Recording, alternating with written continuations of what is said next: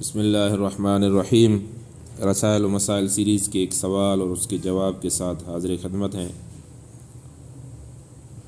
اس سوال کا جو ٹاپک ہے وہ ہے اللہ کے رازق ہونے کا مطلب۔ سوال پوچھنے والا پوچھتا ہے کہ میں آپ سے قرآن مجید کی درج ذیل آیت کا صحیح مفہوم سمجھنا چاہتا ہوں۔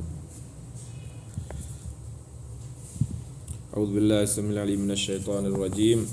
وما من دابة في الأرض إلا على الله رزقها ويعلم مستقرها ومستودعها ہود، جس کا ترجمہ ہے کہ زمین میں چلنے والا کوئی جاندار ایسا نہیں ہے جس کا رزق اللہ کے ذمے نہ ہو اور جس کے متعلق وہ نہ جانتا ہو کہ کہاں وہ رہتا ہے اور کہاں وہ سونپا جاتا ہے۔ مجھے جو بات کھٹک رہی ہے وہ یہ ہے کہ جب رزق کا ذمہ دار اللہ تعالی ہے تو بنگال کے قحط میں جو 30,000 آدمی 1943 اور 1944 میں مر گئے تھے، ان کے موت کا ذمہ دار کون تھا؟ جواب میں مولانا صاحب فرماتے ہیں، آیت کا مطلب یہ ہے کہ زمین پر جتنی مخلوقات ہیں ان سب کے رزق کا سامان خدا نے پیدا کیا ہے۔ یہ سامان اگر خدا نہ پیدا کرتا تو کون چھوٹے چھوٹے کیڑوں اور دوسرے نوع انسانی تک اس بے حد و حساب مخلوق کے لیے ہر ایک کی ضرورت کے مطابق رزق فراہم کر سکتا تھا۔ اب رہی یہ بات کہ مخلوقات میں سے کچھ افراد کبھی رزق نہ ملنے کی وجہ سے بھی مر جاتے ہیں، تو اس سے آخر یہ کہاں لازم آتا ہے کہ اللہ کے رازق ہونے کا انکار کر دیا جائے؟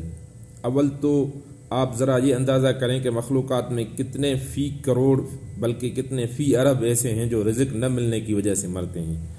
دوسرے یہ بھی سمجھنے کی کوشش کیجئے کہ جس طرح خدا نے اپنی مخلوقات کے لیے زندگی کا بے حد و حساب سامان فراہم کیا ہے، اسی طرح اس نے ان کے مرنے کے لیے بھی تو بے شمار اسباب پیدا کیے ہیں۔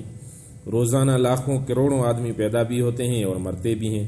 مرنے والے ایک ہی طرح نہیں مرتے بلکہ بے شمار مختلف صورتوں سے مرتے ہیں، اور موت کی ان بے شمار صورتوں میں سے ایک صورت رزق نہ ملنا بھی ہے۔ جب موت کا وقت مقرر پہنچتا ہے اس وقت رزق کی موجودگی کسی متنفس کو موت سے نہیں بچا سکتی۔ صرف رزق ہی نہیں بلکہ زندگی اور موت کا سامان بھی اللہ ہی کے ہاتھ میں ہے، اس لیے علی اللہ رزقھا کے ساتھ یعلم مستقرھا و مستودعھا بھی فرما دیا۔ ترجمان القرآن جنوری 1966۔